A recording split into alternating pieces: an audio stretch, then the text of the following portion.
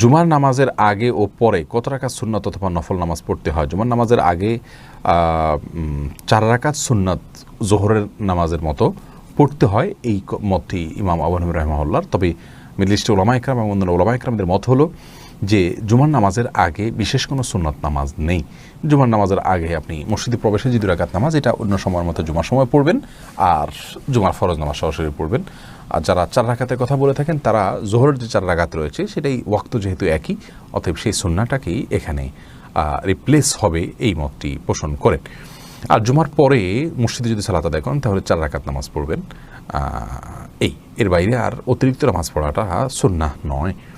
তবে সুনানে জায়েদা রয়েছে কিছু এবং প্রাসঙ্গিক আরও কিছু নামাজ রয়েছে, কিন্তু মূল নামাজ হলো এটুকুই। মোহাম্মদ ওসমান গনি জানতে চেয়েছেন, এক মহিলা বিধর্মী ব্যক্তিকে বিয়ে করে ঘর সংসার করছে, এ অবস্থায় তার আত্মীয় স্বজনেরা তার সাথে সম্পর্কের হুকুম কি হবে?